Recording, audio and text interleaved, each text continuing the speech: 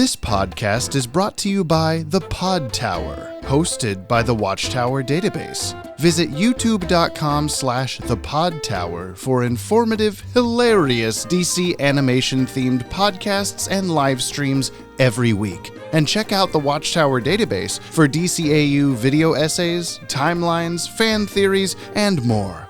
And please, enjoy the show.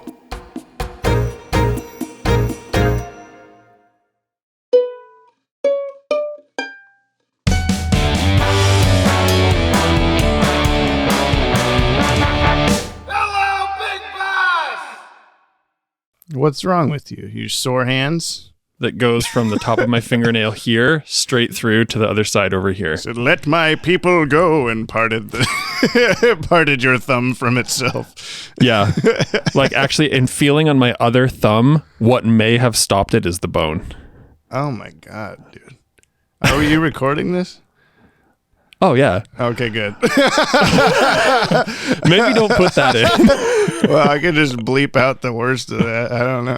Yeah. That sounds horrible. It was you pretty painful. Clap with your mouth. No, I'm just doing it. 3, 2, 1.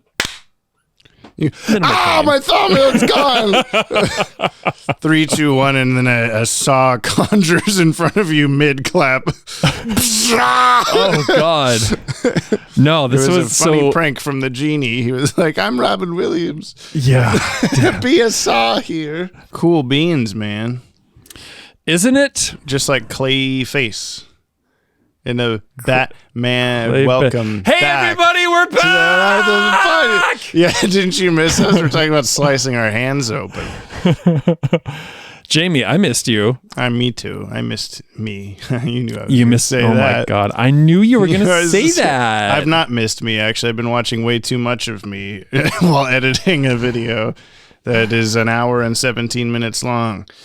How's that doing? How are the numbers? Is it looking pretty good. It's not as good as some other recent videos, but surprisingly good for the length of the video. For the fact that it's an hour and 17. It's a full, that's a Disney movie. By the time you're listening to this podcast, dear listener, it will theoretically have passed all the other times we've tried to do a giant non-DCAU timeline video. So that was the ultimate goal. And then also just trying to do a cool big thing, because I wanted to do a cool big thing.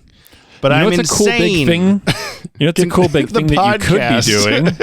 It's much easier. No, what? No. Oh, maybe the feature film I filmed for like 5 years. Is that what you're talking about? Yeah, that like about a year ago, you're saying, okay, I'm doing this new schedule for myself on the where I work on it every week. James. And I'm quitting. I know. Yeah, and I'm quitting. Yeah, I really do, I'm protesting because, other films and shows aren't even getting made right now, and Ryan rightfully is on so. strike, actually, yeah. Yeah, and I'm going to go on strike because you're, the only one who can save the world by making a new movie because you're not a part of any guilds. Does this count as, content creation? No, we're not part of the guild. We're okay, I guess. Yeah, no. Therefore, we're fine, yeah. No, we're putting out a short this week, also solidarity with the thing, and here's where you can go to donate to the place and be good. That might be out by the time you're listening to this. Also, I don't know. I'm not in the future, but the answer to your question is that what's cool about the growth of the video, despite the views going slower, is that the algorithm is like, holy shit, people are watching this way longer than your normal videos. And I'm like, yeah, because it's way longer than my normal video. And then the robots somehow haven't realized that. Like, they're just going like, the people are watching it 300% longer than you. And I was like, cool. Continue to just be fooled by this. So the line just keeps going. It's very slow, but it keeps steadily rising. So that's cool. It's good stuff. If you're listening to this, you haven't watched it yet, you gotta go watch it, you asshole. It's called the DC. It's probably changed titles again by now, but it's the DCEU complete timeline, Man of Steel to the Flash. And it sounds like, I don't care about those movies. Blah, blah, blah. It's like a fucking movie itself, boy. It's so good. Brian hasn't watched it yet, even though he's allowed to, because he wants to watch it with me in the room for some reason. So. Yeah, I want the behind the scenes. Mm-hmm. I want the full shebang. If you're not Brian and you want the behind the scenes, we also Coral and I recorded a commentary for it last night that I just put up on Patreon. Patreon.com/DCAU watchtower. You can listen to us talk about each segment and where I filmed it and some Easter eggy things and all sorts of stuff. I play the euphonium and the trombone like a real boner throughout. Someone, I think it was Scotty. No. I apologize to whoever said it, but a dear listener had commented and said, like, "Oh, that James is a real boner" or something. Did I send that one to you? You did. I think I did. It was Scrudge. Scrudge. I was I got the and right. Scarloey gave a heart underneath that. That's right. I knew Scarloey was involved in some fashion. Also, anyway, man, you have to charge your phone. That. I know. I do right now, too. So this is Jump on the Bat-Wagon. As I show Brian the DC animated universe from start to finish for the very first time in the controversial airdate order, so he may view these shows the way human beings experience them in the far gone days of the 1900s. Do I hear it 1900? 2025? We recommend you watch today's DCAU episode before listening to this podcast to get the full experience out of our discussion. I can't make you do that, but I can make Brian do that. Oh, that's scary. At the time of this recording, 7:21 p.m. Oh, yeah, it is that. I thought it was going to flip by the time I looked at it. It's on Max. All right. Leave me alone. Yeah. Today we're watching Catwalk. Finally, 3 weeks after we said we were going to watch Catwalk. And your prediction last time was it was about Dog Man, and he's walking like a dog. Past me is so funny. What happened to that guy? Remember 3 weeks ago when he said this? He's just not the same. I don't know. I don't find Brian funny anymore. Yeah, I wish Brian was better at being a person. This is originally aired Wednesday, September 13th, 1995. Again, the very next day, like I said, these final 5-6 episodes were all just back, and then it's done. 4 p.m. on Fox. Produced number 74, which is between Time Out of Joint and Bane. And aired 83. This is the 84th episode of the podcast. I'm trying to say that now from now on, now that we're getting into different shows where we'll be like, it's episode 1, but the podcast is on episode this, because it's confusing. And my job is to make things as least confusing as possible by giving you as much information as possible so your brain just melts right out of your damn skull.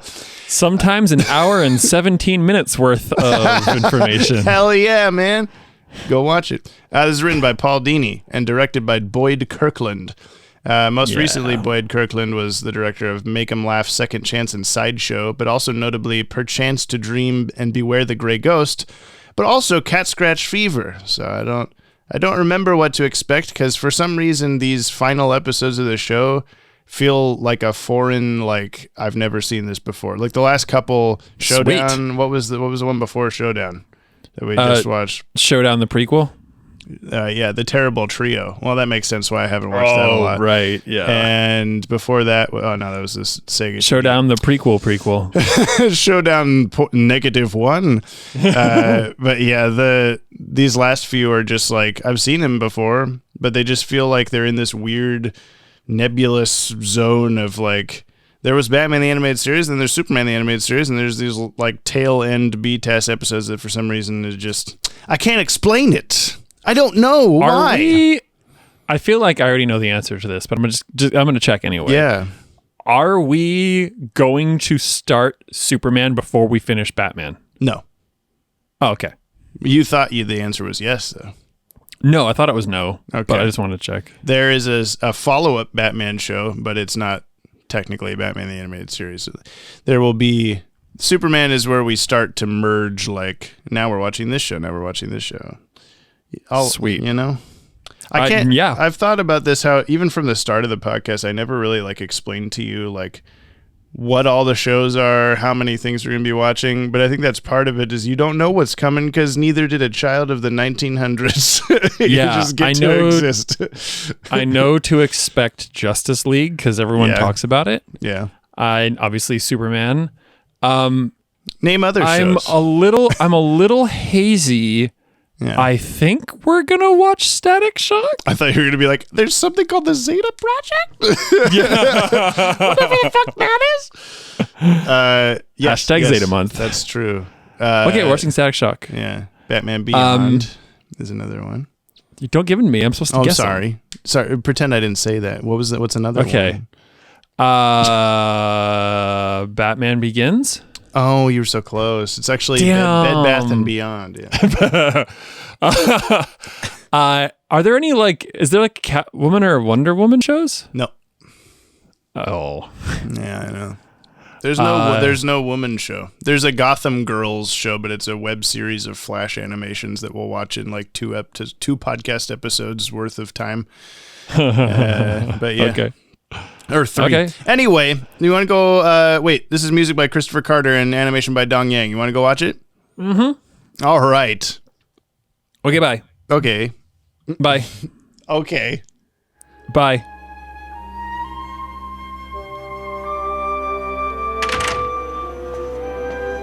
Looks like the hunt's on again, Isis. I think a quick trip out of town is in order. Don't buy your ticket yet.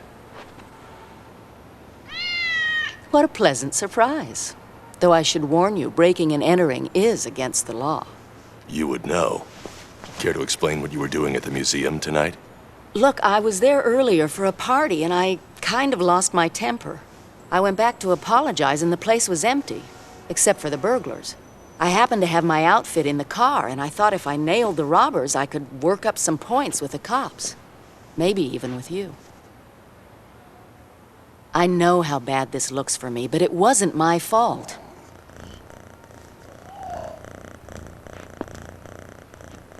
Would you come back to the museum and tell your story to the authorities? I suppose, if you're with me. After all, we do make a good team. When we're on the same side. In honor of you, Jamie. Spindrift. Oh, yeah. Thank you. I need to get more of those. We got a soda stream for Christmas, so now I just make my own. But I miss the refreshing taste of a Spindrift. Sponsored by Spindrift. I wish. Can't you just add lemon juice to that? Yeah, I'm sure I could. That's a good idea, actually. Just the water. Great idea. Well, Brian. Well, Jimothy. Sin-yop, if you're wondering, sin-yop, what you just watched. Sin-yop, take a listen to the synopsis, the short summary, which is sometimes kind of long. Good old kunai finix. Oh, yes. What happened in Catwalk, baby? Okay, so Catwoman is having an internal monologue. Mm-hmm. And then she does some verbal damage to the egos of rich people. Yes. Like we love her to do. And then she does some physical damage to some property after talking to Scarface. And then... You're trying to... All the different types of damages she does in this episode, is that the idea? Maybe. And then she does some psychological damage. She gets some Batman. Emotional damage because emotional damage. She was used, and then she gets some physical damage from you used that one already. I can't reuse them? No. She does monetary damage to the tiger thing. Yeah, to the conservatory. Yeah. The end. That's, real spot on there. Anxious to take up her old ways as Catwoman, Selina Kyle joins forces with the ventriloquist and Scarface to humiliate socialite Veronica Vreeland. I don't think that's why they did that. But the real victim is Catwoman herself, who I guess maybe she was doing it for that reason, who has been secretly set up by Scarface to take the fall for another robbery. Batman has to intercede before the furious feline makes things worse by killing the double-talking ventriloquist. That's like the name of the episode. Yeah, intercede. Oh. It's like the opposite of outer seed. You see? Yeah. You see? So this was something. It wasn't bad. It wasn't great. It wasn't good. I didn't hate it. It wasn't all right. You probably. It seems like you disliked it more than I did. I mean, I didn't love it. I wasn't like, hell yeah, Catwalk. But it was. I think I was distracted by how expressive everyone's faces and motions were in the fights and stuff. Like it was very fluidly animated. I liked that a lot. Mm-hmm. It looked great. Music was good, especially in the beginning. Music was good. We had that bongo part during the fight scene. Just like bongo player went crazy there for a second. What? If I'm ever in a bar fight, you hope some goes and they're and someone's not on the stage doing a bongo solo, I'm gonna be pissed. Mm-hmm. Jamie, okay, so what got me out of this what bugged me from this episode, I should say, or maybe even doubling back, it was a good episode, good enough premise. Like, okay, she's being set up, which she didn't need to be at all. They could have. Yeah, it was like a little the guys weird. were capable of breaking in and stealing. Whenever Scarface revealed his plan, where he's like, "And now we'll do our thing. Now that the flares are through the window," you were like, "What is going on?" Like you were very late, and I was sitting there thinking to myself, like, "Okay, I don't quite follow why they're doing this, but I'll just keep watching, and maybe the episode will reveal it." And yeah, there wasn't really a good reason. They just wanted someone to take the fall for the crime, but they could have just done the crime through their plan and not fucked it up on purpose. Yes. Like, yeah, so I don't know why they needed her or needed her that to happen or anything. Yeah. Like, their plan for Catwoman could have been like, okay, get in and distract the guard. Get the guard to open the back door like apparently Scarface planned. Yeah. I'm wondering how far back his plan goes, because he's like, oh, yeah, like I thought, oh, okay, so a cat distraction. Clearly that's Catwoman's doing. And then it cuts to Scarface going like, the cat, just like I told you would happen. I planned this. And then I was like, okay, oh, so he came up with that, I guess. And then when she's trying to leave on the dinosaur bones, they just have a bomb on the bones already, and he detonates it. And I'm like, they knew? Did she come in that way? Did he tell her, like, then if once you see that we're fucking up the plan, you're going to want to leave on the dinosaur, and you specifically on the dinosaur, so I can blow it up. There's a hatch over the head of the dinosaur. Make sure you climb up it. We've already opened that. But what do you mean when the plan starts going badly? Why would the plan go bad? No, just remember the dinosaur. Yeah, there was no reason. There was zero reason to involve her. Maybe he had a bomb on everything in there. Yeah, it could have been a so much cooler episode, and I feel like it's just like an absolute waste of Catwoman and her talents. At the also start, because like they had that she was on a fucking light switch, right? Mm-hmm, yeah, like Catwoman, like baddest criminal, like Batman isn't in competition for her. Yeah. And then they like turn off the switch, and it's like, this goon is gonna catch her easily, and then turn on the switch and she's like, I can fuck up anybody and everything. Yeah, like I'm besting Batman, I'm hanging off the side of this whale, I'm gonna flip backwards and kick him off the whale. Yeah. They flip the light switch again, and the ventriloquist beats her up with a Tasmanian tiger. yeah, like, he just hits her. What is going on here? Yeah, or she'll like do 6 backflips off a thing and land, and then Rhino's there, and he just like touches her, and she falls over. And you were like, oh, she's bad again. Like, so hot and cold. It was ridiculous. Meanwhile, Batman is kicking full logs out of the way. Like a behemoth brick of a man is charging at him with a full tree, and he just kicks it out of the way. Yeah. He's battering ram charging Batman. Yeah. And then Batman just kind of boop and like kicks the thing out of the way. Well, and first the guy he goes does a cool flying. little karate stance, and then he kicks the log. So maybe that charged him up. That's not a karate stance. Charged up his Musou. Dude, that's Neo from the Matrix stance. Yeah, that was, before he does his dink dink kind of finger Batman, thing, whatever. You'll see Batman do that hand gesture you just did to like come at me thing about 20 times in the DCAU. No way. Yeah, it'll become a thing. But yeah, it started off really okay, because like, to me anyway, because it was like, oh, this is a cool atmospheric like sort of dream sequence we're seeing of kind of a recap of what Catwoman's been through in the show so far, kind of a deal, at least like the big hits, the important hits. And then I thought the whole thing was just going to be a clip show.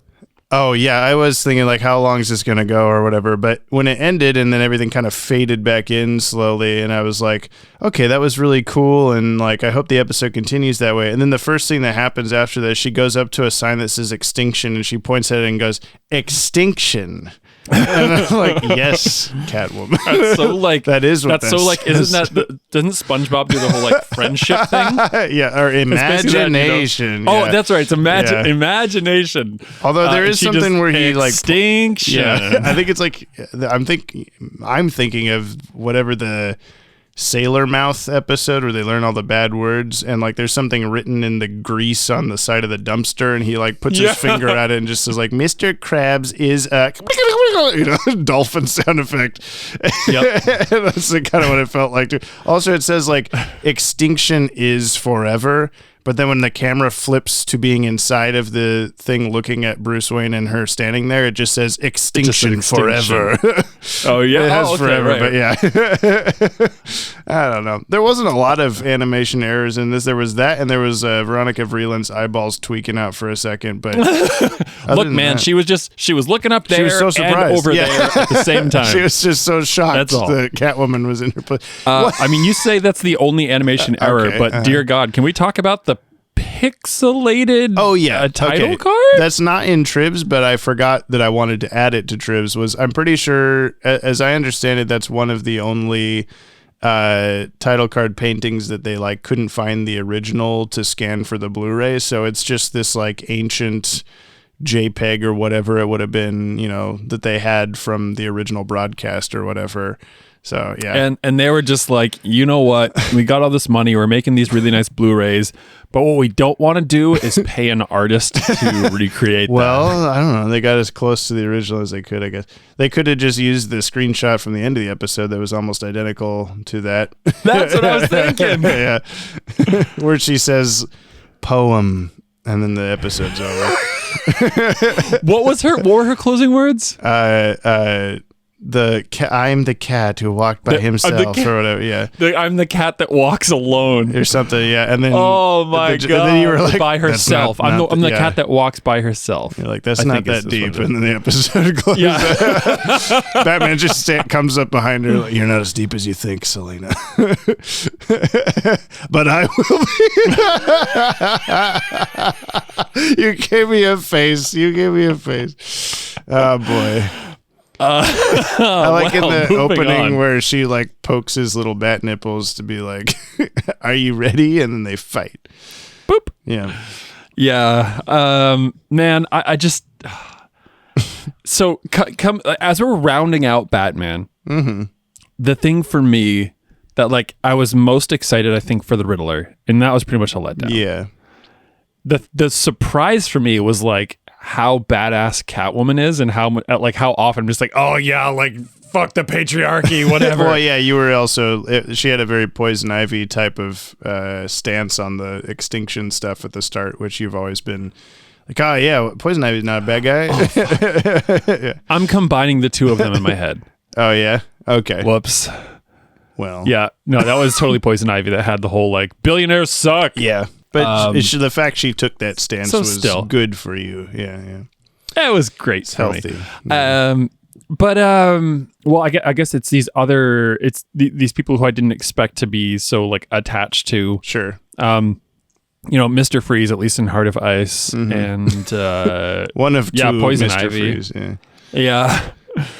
And Catwoman's not reused a ton. Like, I think this is the first time she's been here for quite a while. They could have. I think this is her last episode, like in this show. So they could have done something a little more. I don't know. Every other villain so far has kind of had like a redemption episode to close out their like arc or whatever, or like a big finale to their character kind of a deal so far. But she just. Oh, here's another one. She's with the puppet this time. I don't know. Yeah. I did like her little like mocking like with her hand in the car. That's pretty good. Making fun of him. I don't know what to say about it. Like it was fine, but it just wasn't good. And the times where I feel like she could have just been like okay, pull the pin and Catwoman's gonna just go ape shit. But instead she's like being nerfed. Yeah, we should have seen her randomly. like really like freak the fuck out or something. I think that the animation elevates certain episodes for me that otherwise would suck a lot more if they didn't have good animation. Like this one had really solid animation for me, and if it had cat scratch fever level animation, then we would have probably put this on the bottom 10. Like it would just be like an immediate like, holy shit, this is awful or whatever. Like just really like, cause I don't think it's super, the dialogue is kind of snappy and good or whatever, but the story itself is not very interesting. It's kind of boring and pointless.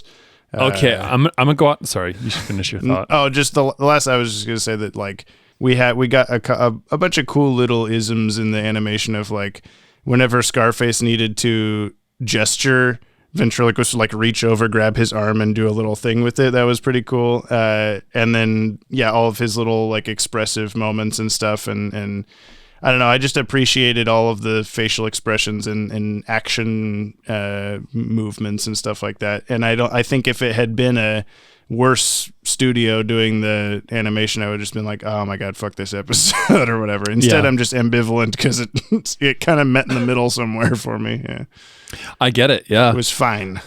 I wonder if there was some kind of like, there was a story arc and then someone came in and was like, nah, we got to like change things. Because the story just like... Oh, for this episode specifically? Yeah, like it just seems so, like the script seems so clunky in bits that it doesn't seem like it's one person writing the whole story arc. Okay. And that's why I'm wondering like if something, if they're like, we got to bring in, like maybe they had a whole Catwoman episode and then they're just like, no, we got to bring in Scarface. Yeah. I don't know. It kind of missed. I guess I like at least that they were at odds or whatever, because Catwoman, I don't think we've had an episode where Catwoman has been like joined with some other villain. There's always like, even in Almost Got Him, she's like almost a good guy where like the Joker kidnaps her and all this stuff. She's still a villain, but she's like separate from the rogues gallery or whatever, where she's like, yeah. So I was glad that it wasn't just some kind of like mustache twirling plot that she and ventriloquist were coming up with together or whatever, with both of their mustaches, And I like how you keep calling him the butler also. Like he's just a guy. He's just the ventriloquist. He's very much just dressed like Alfred. So you're just like, oh, he's a butler. He's a butler. He's in a does suit, everything the white guy hair. says. Yeah, butler. Yeah. And when Scarface is flying through the air and you're like, he's got to be up there just going, no, like off into the distance. No, don't throw me under the thing. Honey, I can see your mouth moving. I can see all I wanted in that moment was for the camera to cut back. He's got his hand over his mouth. Yeah. To the butler. Save me, you jerk. You dummy. Yeah. Let's talk about the cast of this episode. It's all returning people, mostly. Give it to me. Kevin Conroy as Batman, Adrienne Barbeau as Catwoman, Earl Bowen as Rhino, George Zunza as ventriloquist / Scarface, Mary Lou Henner as Veronica Vreeland, and then we got John Rubinow as Museum Guard, the guy who's a museum guard. He likes cats. He does like cats. He wasn't anything super interesting, but he played 2 different Green Lanterns in the Justice League Heroes video game, which I thought was interesting. Like, why would you cast him as both of them? Why not? And then he was WZDC producer in Die Hard 2, which I Googled the character name and there was no pictures of him, so he must just be like in one little WCDC. Is it WZ? Oh, WZ. Warner's Brothers Detective Comics. Yeah, I'm sure. He'll return as a handful of other background voices. His DCAU wiki page was chock full of them, but none of them are ever going to be like a main character. They're just these random dudes like this. Yeah. You know who we almost got in the cast? Almost got him. Detective Bullock. He was there eating food. Yeah. And also we almost had Penguin. He was You're on right. the phone. Yeah. Like when you guys, what do you want for this bird on the phone, Penguin? Here I am on the phone. Yeah. And we were like, Penguin's going to show up. And then he was just on the phone. And you don't even hear him talk. Yeah. Yeah. You don't even hear him make a chicken noise or nothing. What the hell? Here I got you on the phone, Penguin. Yeah, it's just the ventriloquist throwing his voice as a chicken sound to make Rhino and Muggsy think that he's on the phone with the penguin. What if he actually wasn't even on the phone? Well, that's okay. I'll skip to this specific triv here. I'll just start trivs for you. When he's talking to the fact that penguin the on the butler phone, wouldn't be able to hear. yeah, he's got the phone on Scarface, so both ventriloquist can't hear Penguin, and Penguin shouldn't be able to hear this ventriloquist either because his mouth is like 4 feet away. Otherwise, he just Hey, Penguin! It's me, Scarface, here on the phone with you. That's the only way it would have. I don't know. And then again, the camera pans over like it goes to that little he's got a control room. megaphone in his. I'm totally Scarface on the phone right now. I'm the puppet. You remember the puppet? You've seen him before, I'm sure, in the newspaper or something. Yeah. When the Selina talks to Scarface in the limousine, her eyebrows change from black to blonde, back to black again between shots. I did not notice that, but I believe it. She had very expressive eyebrows. Brian's dying at that fact. He's like, no way. I'm expressively choking. You good? I'm good. Are you okay over there, Brian? We're doing the podcast with puppets now. You have a ventriloquist puppet. And I don't have a No, he's not a puppet. ventriloquist. Well, he can be. I wish you could see this. Jamie! It's me, Brother Broderick! I'm talking on the podcast microphone. Does this sound good? That sounds great. How are my levels? It's real good. It sounds good in my ears. When Scarface is speaking to Catwoman in the control room, ventriloquist is using both of his arms to move Scarface's arms, yet Scarface's mouth is still moving. I didn't notice that. He's real! I have down on he's a real boy. On IMDb, they said this was due to the overseas animation studio not realizing that Scarface was made of wood, therefore articulating the puppet far more than necessary. I don't know if that's true, but there is a time in an episode very long from now where Batman and Superman are both in the episode, and the animation studio had Batman flying several times, and they had to be like, Batman can't fly, and they're like, oh, and like, why did you think he could fly? And they're like, because he has a cape. And so they just assumed that everyone with a cape. So I mean, just that's assume a it's fair a small assumption. man. Like he doesn't. They don't Yeah. tell him necessarily this is a puppet. I don't know. I guess Wow, I that's could amazing. believe So it. did they remedy that? There's a couple shots where he's still kind of almost flying. I will get there. Anyway, the repeated phrase "the cat who walks by herself" is a reference to the 1902. I wrote 1092. I don't think that's right. Rudyard Kipling story, The Cat Who Walked by Himself, which explains how man domesticated all the wild animals, even the cat, which insisted on greater independence. Is that repeated? Or does she just say it She once? said that at the start, too. She's like, I was a cat who walked by him, when she's swinging around in her dream. And then she says it again at the end. Okay. But still not deep. Catwoman's line, "The Lady or the Tiger," is also a reference to Frank R. Stockton's 1882 short story, "The Lady or the Tiger." It was also used by Catwoman in the 1966 Batman TV series episode, "The Perfect Crime." It's pronounced Twiger the second time. Oh, sorry. Let me go back. The Catwoman's line, "The Lady or the Tiger," is a reference to Frank R. Stockton's 1882 short story, "The Lady or the Twiger." The Tasmanian twiger is actually not a species of a cat at all, but a thylacine, an extinct species of marsupial originally found in Australia. It's sometimes called the Tasmanian wolf. Not to be confused with the Tasmanian devil. It's a different thing. Truth. And then last I've got, in an interview with the animated Bat fan site in April 1998, director Boyd Kirkland listed this episode among his favorites to have worked on during Batman the Animated Series, describing Catwoman as a complicated, interesting, and sexy character. Likewise, this was included as one of Bruce Timm's top picks on the Batman Year 1 2011 Blu-ray. What? Yeah, I don't know. Maybe he just liked Catwoman's butt the whole time. He's like, "This is my favorite episode on Bruce Timm. I like butts," he said. in a Yeah, corpse. there's that. Okay. Yeah. I don't know. It's okay. That's it. That's it for Trivs.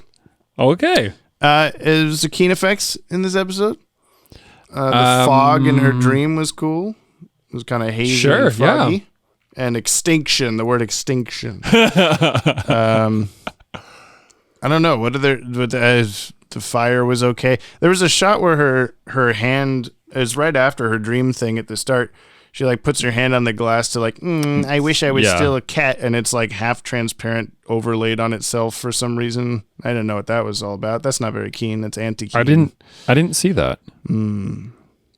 Let's rewatch the episode. We'll see it again. Okay. Here we go. I can't think of any keen effects right off the top of my head. I mean, it was pretty good. Yeah. Dinosaur bone. Ooh, what about the saw blade? That was okay, yeah. I thought it was going to rip him up. For some reason I remember it fucking him up, but I guess not. I was hoping for it. Mm-hmm. He gets crushed. You see a disembodied hand. That's a little fun. spring coming out of it. Yeah. I think that's what Bruce Timm sounded like when he was watching this episode. I also think that when ventriloquist is on the catwalk, whatever that's called, the catwalk. No. Yeah. The thing that goes toward the saw, every time it cuts back to the puppet, his eyes are like wider and wider, like I'm about to die. And I was like, no one's controlling you. It's a small man who's not talking. And then also in that moment, I said something about like what if it had killed him and then ventriloquist's like mind snapped or something, like that would be kind of interesting, but I think that would be amazing, but we have seen him die and be reincarnated before, so that's I guess true. it wasn't that much of a surprise. You remembered better than I did. Bruce Wayne is like, Selina? Selina? Like, oh, what are you doing here kind of attitude. And then later when they're leaving, when she's leaving, she's like, thanks for inviting me, blah, blah. I was like, why are you surprised that she was there? You actually showed up? I didn't think you would. And then in that scene, have you seen Glass Onion? No, I haven't yet. I need to. Is that going on our list? So good. I saw the first one, Knives Out, which is also very good. Yes. So good. The other thing in that scene was that Veronica Vreeland's like, oh, we've met before or something, and she's like, yeah, I remember at the thing that we didn't, that's off screen sometime, and she's like, oh, I love what you've done with your hair. That'll sort of, what the fuck was that? Sounded like a large fart. Oh, from my perspective. I think it was planned, but it's ridiculously breezy today. I think it was a branch on the roof. Squirrels landing and falling. Squirrel falls. Squirrel falls. Gravity falls. Just something that'll come up later is Catwoman's not a natural blonde. So that was something that'll be that kind of refers to, I guess. Oh, is like timelininess of when she might have dyed her hair or whatever. Because that was a year ago. You see, I don't know any other keen effects in this episode. No, it's kind of just happened. Batman's usefulness, sometimes good, sometimes bad. Yeah, just like Catwoman. Yeah. I guess middle of the road then. Yeah, like he's very handy, and then he's also not, and he's kind of I'll give him a 5.4. Tracking chips that are small enough to not find yet somehow still pretty damn big on the cat. It's like, I put a tracking device on the cat. How did I not see this? It's the size of a cookie. Out of 10. I love it. It's like she didn't see it, but as soon as he says the word tracking, it's right here. You're right. This? Yeah, and then throws it at him later. Bigger than a cat collar. Yeah. Oh God.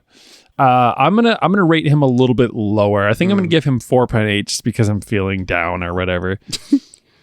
I'm feeling unhappy about this episode. 4.8. What's a good object from exploding dinosaur bones? Yeah, okay. There you go. 4.8. Security guards calmly and lovingly letting a cat out of the building. Oh, I'm a person. I'm the known criminal Catwoman. Whoopsie. Can you help me? Well, Okay. Oh! Dang it, you tricked me. Yeah. And she does that twice. Yeah, to multiple Does people. Yeah, she does it to Batman, too. Yeah. You have to assume Batman didn't believe her when she's like, "Oh, I was just happened to be there with my costume," but he like smiles and is like, "Are you willing to tell the police that or whatever?" And she's like, "Oh, I guess so." Mm-hmm. Oh, that car was bleeding. Also, we didn't talk about that. That's the keenest bleeding effect. cars. Yeah, there you go. Books are hip hop. I guess books. The bongos were certainly hip hop. Bongos are hip hop. The rest of the episode's books. Yeah. Books and hip hop. There was good music in the little dream thing at the start. There's too. really good music. I expect we hear that from Jordan now. Yeah. Top 10? Nope. No. Bottom 10. No. No. Meow. It's me, Isis. I'm on the bottom 10. Well, it's time for the mail, yeah? Let's do the mail now. That yacht. That one small extra yacht put it over. We drop What we drop? Meow, meow, meow, meow. Oh yeah, those. into the comments. There sure was a lot. Now Jamie's mad. Too bad we're all At least I am. just Dylan Pollock. Wow. He went major on that one. Good job, Kimmy. You sounded excellent. Thank you, Kimmy, specifically. If you'd like to reach out to us like the fire hand at the end of the Cat in the Claw Part 2, I can't wait till we're in like Justice League Unlimited and I'm still saying the fire hand at the end of the Cat in the Claw Part 2. Email us at batwagonpod@gmail.com. If you send in a voice message, please keep it under 60 seconds, one per person, just for the sake of the length of the show. And you can and should leave us a comment on today's episode on the Podtower YouTube channel as well. But if you send in mail or leave a comment, please do not spoil anything past this episode for Brian. He's a little cherub boy that doesn't need to know, okay? Don't tell him anything. I want somebody to upload a video to YouTube that's the title is just The Fire Hand at the End of the Cat in the Claw Part 2. And then it's just that, so you can reference it, yeah. You just see that 90-degree hand of fire, Yeah. This is from Chanda Hulk. Oh. Catwalk or Catwoman keeps kicking guys in the gut and destroying museum pieces. Howdy, Jimmy James and Red Brian Brick Oven Pizza. This Texan has made his way to Gotham City and has heard about a wonderful museum in Gotham City with a lovely whale model hanging from the ceiling. Huh? What's that? Cut down from the ceiling? What about the dinosaur bones? Exploded? Forget this, I'm moving to Metropolis. That's the entire email. Yeah. I mean, like, let's be fair with that, too. She's like looking longingly at these animals. Yeah, the start several of the episode, times in and this the episode end- she does this, yeah. And at the end, she's like, well, time to destroy everything. Yeah, and she takes Why? that, like, I don't think, you would think she would be, like, super upset to get that Tasmanian, what's it called, like, anywhere near the fire, but she's like, I have to get out of here. And then I thought Batman was going to be like, well, fuck the cat, I'm going to take you, actually, but then he doesn't, so I don't know. Yeah, strange. This is from Scarlowy One Jump on the Mechanic Wagon, Season 2, Episode 17. Hello, Sweet. listener, and welcome to Jump on the Mechanic Wagon. I'm your host, Scarlowy1. In this episode, I will tell you about Season 2, Episode 17 of Earl, the animated series Catnap. Good. One morning, when Earl got to the garage, he was surprised to find Batman asleep in the backseat of the Batmobile. He was even more surprised when he realized Catwoman was also sleeping there. Oh. Batman woke up and said, I can explain. Joker gassed me and Catwoman, and the auto drive brought us here. Yeah. Then why is Catwoman naked? Because, you know Bruised what? him. I don't want to know. Yeah. Oh, thank heaven. Fun fact, all other episodes of this show are rated TV PG, but this episode is rated TVMA for the nudity, obviously. Anyway, see you next week. Same TV time, same poo-poo channel. Yeah, obviously. It's because of this. Thanks, Scarlo. This is from Jeremy Swires. A few more T-shirt ideas for the Yoppie dudes. He's been sending me T-shirt like merch ideas. I think we had proposed this a couple episodes ago of like, hey, if you want to make T-shirts. There's this one that's like an action movie thing. Dylan Pollock is the listener. That I really like. And then there's the lightning strike from the opening that says that's not how that works. Those are both pretty good. Oh. Love it. We'll talk. Pedro Enrique, thoughts on Showdown and Catwalk. Hello, James and Brian. Pedro here, Hey. back again to say my thoughts on the episodes Showdown and Catwalk. Showdown.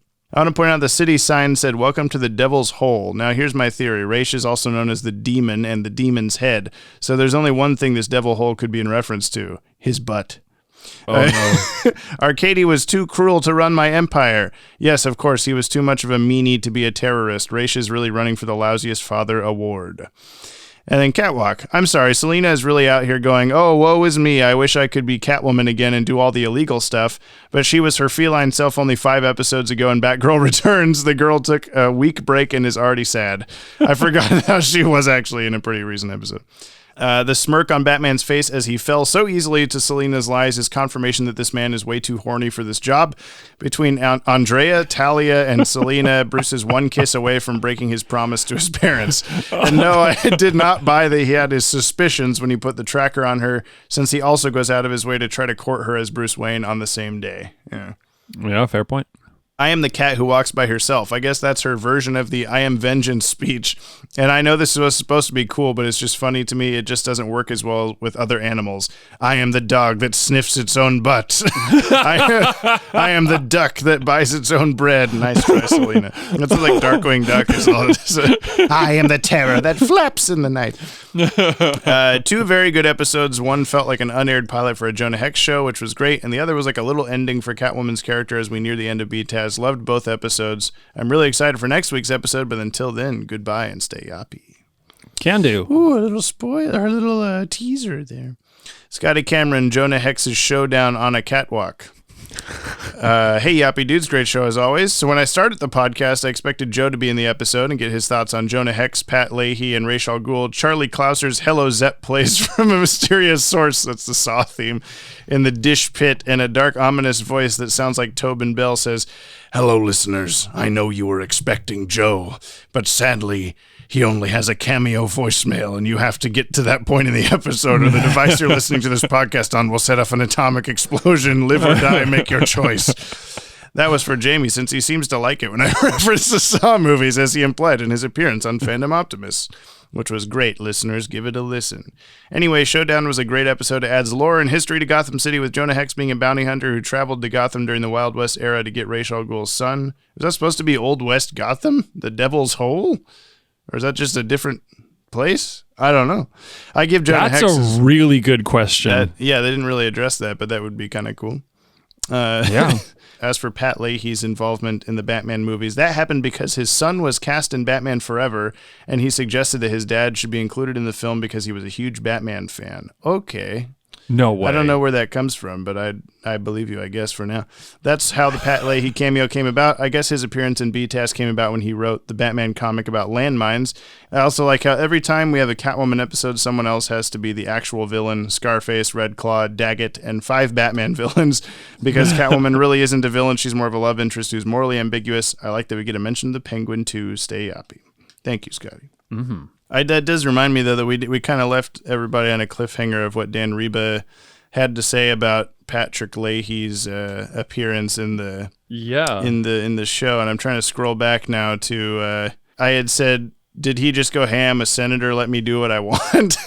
and Dan had said, pretty much. We were all flattered, and the higher ups sort of thought it would be a good idea in case we needed any laws passed for us. Well, that part was a joke. Honestly, I don't know how he contacted us, but the word came from Jean McCurdy to make it happen. She's like the executive producer or whatever. So it's still not really much of an answer, but Jordan Newman, GCN Musical Minute. Here we go, sent from my iPhone. You're listening to GCN, Gotham City News with Jack Ryder. Tonight's top story: Catwoman apparently got in trouble with notorious mob boss Scarface. Ooh, scary name, Scarface. Does he have anything to do with Two-Face? Let me check my notes here, folks. Ventriloquist dummy? That doesn't sound right. Summer, is this right? Is this right? Yes, Jack, that is right. Ventriloquist has been around for a while. Shit! Now over to the music. Shit. I love the music in this episode. We got to hear the Catwoman theme again, and that's always a good time. It's one of my favorite Catwoman themes in the multiverse of DC music. And I don't think Scarface or the ventriloquist dummy, actually, the ventriloquist has a leitmotif, so I didn't notice one for him, at least. Never apologize for loving your fandom and try to stay optimistic. It's the sound of a saw blade was his leitmotif. I don't know. Yeah. Dylan Pollock, a week away, fine by me. It's just one. Also, happy 4th. I hope you celebrated your country by blowing up a small part of it. I worked. That was my last day at work. I was trying to film something for the video at 2 different locations. One was at the community college, and it was locked because it was the 4th of July. It was closed, and I didn't expect that for some stupid reason. And then the other was the Riverwalk. I wanted to film like out looking at the water, but everybody was there waiting for fireworks, and I was like, God damn it. And that's what happened. It's time for the Thoughts of the Week from Dylan Pollock on Catwalk, or The Thoughts Don't Stop. So last week when there was no episode, I just shouted at Giselle about Batman for 5 minutes. I don't know about that. I like how exaggeratedly giraffe-like tall the judge stands in Selina's retelling / memory whatever thing is, and that's one of the few good things I have to say about this episode. I don't like Veronica. She could be extinct from these episodes, like the dodo, but she has a point in her one line of wanting to throw a party without some kook showing up, because she's dealt with a lot of that. Scarface, he is definitely cunning like a fox as far as these villains go. Have we noticed that his plans always seem to work? Batman says, don't buy your ticket yet, and we see him blink horizontally rather than vertically, like a fucking alien from the first Men in Black movie, and it is freaky looking. So those are my thoughts on a very mediocre, just outside the bottom 10 episode, but it's time for the question of the week. James' favorite That's part. my favorite part. Fellas, when this podcast is still going on 80 years from now, do you think it's okay to use CGI and AI to bring you both back from beyond to continue telling our future generations about the DCAU? Or is that maybe a trend we should nip in the bud now? Yes, let us put the disclaimer, we do not allow our likenesses to be recreated by AI. You may not run all 1,000 episodes of the podcast through a simulation to make us say whatever. Although that'd be kind of funny to try for just one episode. just get our voices in there and just ask like Chat GPT to do a Jump on the Bat-Wagon episode and just see what it produces. This has been a thing. Yap. I don't think we're high profile enough. That's worth kind of any like deep dive, but I have had that thought that like okay, there's like over 100 hours of us talking at this point. Somebody could start. Yeah. It would be, you'd have to get a hold of my original files to do it properly, because it'll just start combining our voices as one track or whatever. I mean, you could, maybe I'm not going to explain this. What you could do is find the frequency of Keen Machine, Catwalk. Greetings, Yoppie dudes. Assuming your strike has ended and you're back to recording, I figured I was sending my message this week. I personally think this is a great episode. We see Selina struggle with feeling out of place with her peers despite her second chance at freedom. Is she really free if she can't do the things she wants to do the most? I also love the very random but fun dynamic of pairing Scarface with Catwoman. It surprisingly works for a great plot and steadily holds my attention from beginning to end. I had forgotten how spiteful Catwoman could be before rewatching these episodes. Until next week, keep it keen Machine. Thank you. Dylan's comment about the judge giraffe reminded me that like I was forgetting that we were watching like kind of a distorted like dream sequence version of everything. And like Catwoman gets knocked to the ground, and Batman's like skyscraper-sized shadow falls over. Like, he's huge, and then he like transmogrified into the judge's stand, which was also gigantic. Tip Apricot contemplations on Catwalk. Welcome back, Jammin' and Beeswax. Tip Thank you. Congrats to Brian for wrapping up his crappy job, and to James for finishing and releasing an absolutely fantastic DCEU timeline video. Kudos and cheering for both of you. I'll press the cheering button. Thanks, buddy. In the time since the last pod, I've also gotten a job. It has been going pretty well so far. Writing this before my last bus to work today. As far as Catwalk goes, I absolutely love this episode. Oh, Brian, everyone likes this. It's one of the all-time strongest Selina stories, in my opinion. Okay, what do we want to compare? I guess, what do we have to compare to? Like, we've got Batgirl Returns was pretty good, and then we've got Cat Scratch Fever, Cat in the Claw. I don't know. Most of the Catwoman episodes haven't been very strong, so I guess that's a fair point. Okay, yeah. That's a fair point. She's just really well-defined character traits and personality. Here, she's fun and snarky and empathetic, and her push and pull with Batman feels like there's actual care and chemistry there, not that she's just some sexy seductress. It's a trait of btas Selina especially, and what makes me like her so much in this show. Good action and fun animation and really solid voice acting. Also, Isis deserves all the pets, and Selina really should share her magically disappearing under mask hair care routine. I thought about that too. She should just have this like bulbous like munge of gross like in the back of her neck. Munge in the back of her neck at all times. Hope you guys have been having a good week and that you both get some well-deserved chill time after big life events sent from my iPhone. Thank you. Thanks, friend. You're so wonderfully optimistic. I know. Like there's things that I'm like, oh, this sucks. And then here comes Tip Tappercott being like, yo, did you even catch this? I'm like, damn it. Tip to Preekit left a really nice comment on the timeline video also that had me doing all the good feels. Oh, really? So thank you. Let's do comments on last episode on the Podtower. This was Jump on the Bat-Wagon 83 Showdown or Ra's al Ghul's Son's Floating Face Leech. I live for that little giggle, man. Feels like Robin, this is from Carly Barrett, feels like Robin is noticeably missing from this episode. Probably because, given how spicy he's been lately, he probably would have roast Batman over his thirst for Catwoman. Yeah, I guess this was a Robinless episode, which hasn't happened in a while. It's the adventures of Batman. I was going to say, to stop. Ronish 1996, otherwise known as Autism in Comic Books. Yeah, I see those up there. Behind on podcasts again, but LOL, what a perfect ending to have. Say this next name like Harley from the Arkham games. B-Man, realize Autism in Comic Books and Ronish 1996 are one and the same.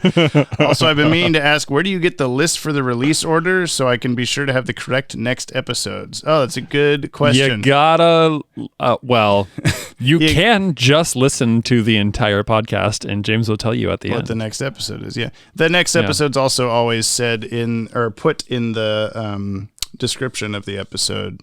It says next episode is this. I get it from my spreadsheet of all the stuff that I put together like 2 years ago. The World's Finest, DCAnimated.com. They've got pretty good lists of episodes, air date order or production order. So I would go there first. Superhero Theories 1176. Where the fucking new podcast episode? I need the Bat-Wagon now. It's right here. Ashley Touchin, yeehaw! This episode features a guest appearance by one of my favorite old-timey DC characters, Joe Hex. Joe couldn't make it. I'm glad that came across in voice as well. I love how different this episode is and how it opens a window to another part of the DC universe. Off the top of my head, I think this is only the third time the non-Batman character appeared in btas after Zatanna and Count Vertigo. Plus, it's always good to see rah-rah-ooh-rah-rahs again. At least they did more justice to Jonah Hex than in that movie, although I think the latter is still pretty fun. I can't wait for Raish's mixtape to drop and for you to release a Bat-Wagon trailer that's just Batman sitting in the Batmobile listening to this podcast. Mixtape. I should just have that as the visual instead of the like album art looking thing. Is just like a what's it called? The like slow-fi hip-hop beats to study to, girl. But it's just Batman and Robin in a like Flintstones looping background out the window of the Batmobile listening to Ra's al Ghul's podcast. Jamie, just get me a list and I can make a Spotify list. Okay, yeah.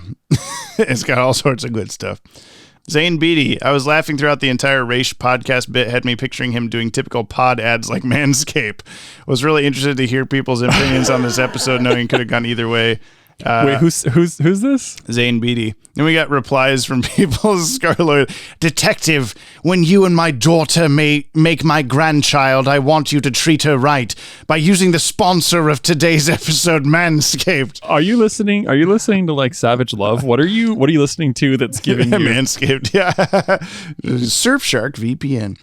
Yeah, Mark Akito's, the technology you possess may be quite impressive, Detective, but even you can't keep your internet connection completely safe, which is why I'm happy to talk about this week's sponsor, NordVPN. Dylan said, Detective, having a son who's hundreds of years old stinks. Take it from me, but if you don't, You don't have to if you use native deodorant, right, Ubu? Yes, master. And this week, if you use your promo code INFIDEL, you can get 25% off your first order. Rinky Customs, kissing him right on the mouth string. I lost it at that one. Also, Joe should always be called Jonah from now on since he missed Hex and he doesn't ever get an explanation why. Yop Tower Database, major props to Joe for bailing on this sinking ship of a podcast. Better late than never. Noah I'm God. Tempted to make a Spotify playlist. Oh, if you're doing it, let me know. Banana Boy says okay. Okay.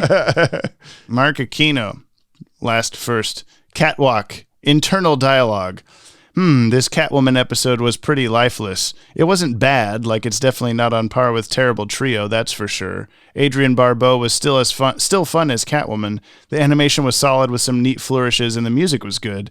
And yet it was just nothing. Don't have anything to say about this episode. Yeah, that's how we felt.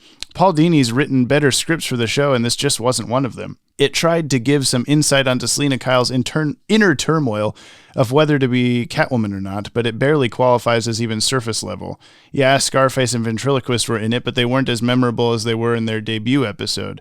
I just hate being this stuck. Who the hell are we kidding here?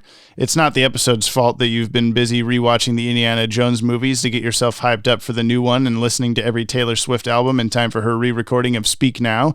Where are your priorities, Mark? The podcast is all that matters and nothing else. Dylan Pollock would be ashamed of you. Do you want him to send his cousin, Gab, co-host of the Movies to Watch Before You Die podcast, to go beat you? I don't know, Gab was his cousin. That's cool. You don't stand a chance against her. She does CrossFit. It's your fault that Joe didn't show up last week. It's your fault that James hasn't seen Gravity Falls yet, and it's your fault Banana Man went away again. Now Banana Boy has no father to raise him. He'll never become an upstanding member of Banana Society. Deep breath. Friends, this episode was just fine, I suppose. Sorry if I don't have much to say. All that's left to say, however, is Boss Biggest Bear Hugs to the #1 podcast host in this here multiverse of ours, Jackie Daytona and Barbasol Shaving Cream. Praise our Lord and Savior Dylan Pollock. Likewise, his loyal disciples, all the people's names. Awesome sauce listeners of this Yoppie community of ours, you're all the absolute best. Never ever forget that. In case it hasn't been made clear, I'm a big Indiana Jones fan, and I have seen the newest one. It's a lot of fun. It has a lot of heart, very much worth seeing. And hey, at least the next episode should be memorable for Bri, given that it centers around his favorite btas side character. That's right, Carl Rossum. Till next week, Smoke Bomb. Yes, Brian, it is called A Bullet for Bullock. I don't like that at all. Yeah. Oh, because you don't want Bullock to die. I see. I love Bullock. Well, thanks for listening, everybody. Go watch the DCEU timeline video. Again, please do that immediately. Don't put it off. Do it right now. When you're done with this episode, just put it on. Even if you're not going to watch the whole thing, just put it on in the background or some shit. Even you, Yop Tower. I know you're listening. Yop Tower, you know the coolest way to get at me and ruin the channel is the algorithm really hates it if you open up the video on 10 different computers and phones at the same time and play it all the way through and click on all the ads. It destroys the channel when you do that, actually. It's the secret I heard that's code. super... Yeah. It's like the Konami code for destroying a YouTube channel. Yeah. Please don't. Oh, God, don't do that at all. It would be so bad. Why did we tell him? Do we have mind games played with us? Oh, man, I should probably edit that out. If you want to hear more discussion about this episode, check out the DCAU review and Tim Talk podcasts. Also available on the Podtower YouTube channel, just like this podcast. Thank you to Kimmy, Cooney Phoenix, Build Soon, of course, Brother Broderick. Me. That's you for all musical themes. Please subscribe to the Watchtower Database YouTube channel for DC Animated Universe videos on a regular basis. Me. And subscribe to the Podtower for all new DCAU podcasts every week. Me. Leave us a like over there on today's episode. Helps spread us around the interwebs. New episodes of the podcast are released every single Friday on the Podtower, as well as your favorite podcast feed and watchtowerdatabase.com. That's it. That was Catwalk. Bullet for Bullock. We did it. Next week.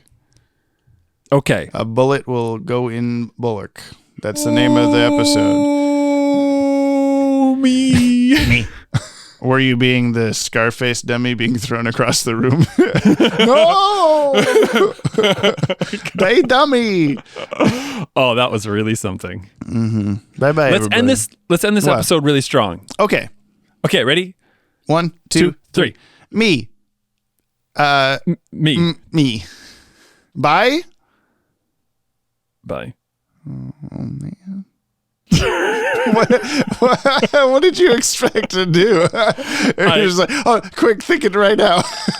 I expected it to be really unenthusiastic and boring. Oh yeah, that's what happened. Lowbrow, low key. That's us.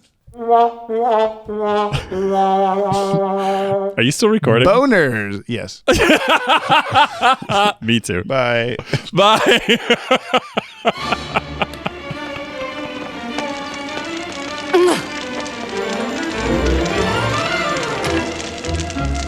It's priceless, Batman. The last of its kind. Will you take me in or let it become extinct again? The lady or the tiger, darling? Your choice.